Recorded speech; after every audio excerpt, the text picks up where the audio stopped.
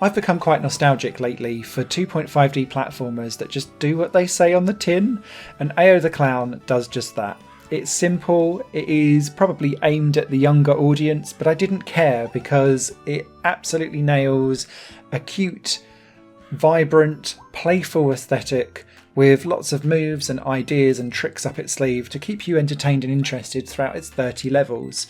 And actually, when it does what it says on the tin, and it does it well enough to keep you engaged, what's there not to love? AO the Clown has 30 stages across 7 worlds where you constantly move largely to the right.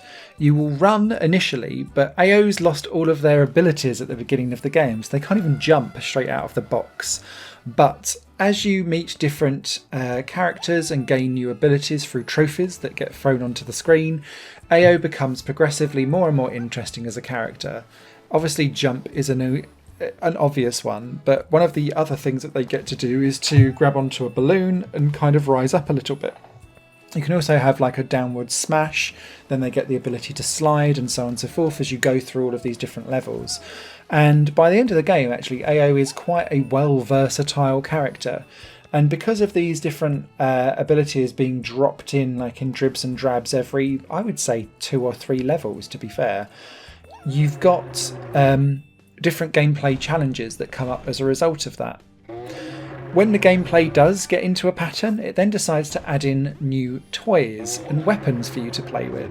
Some of them are equipped to AO itself, so it could be a giant hammer, or it could be a water balloon or a water bomb, something like that.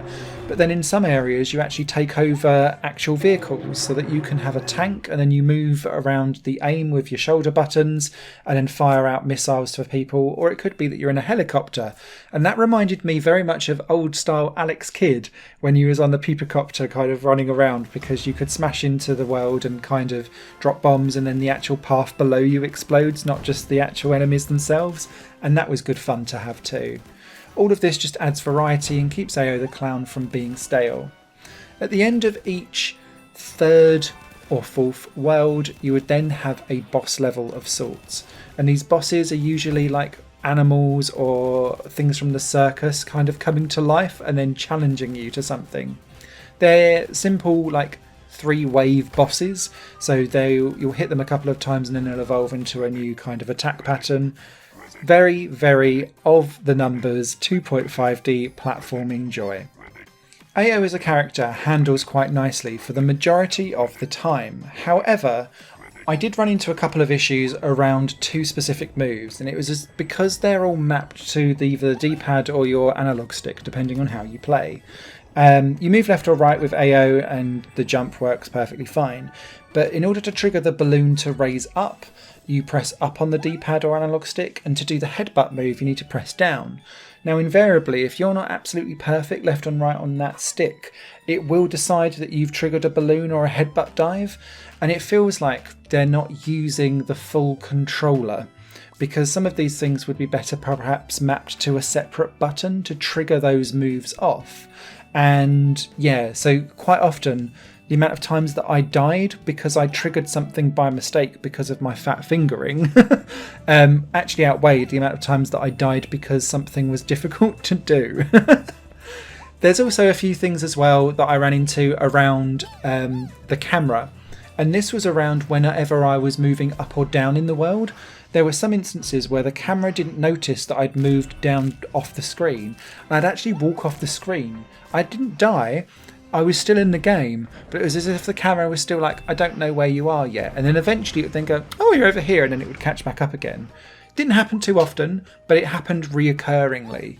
And it would be whether I basically moved vertically in a way that it didn't expect me to. And that was a bit of a pain.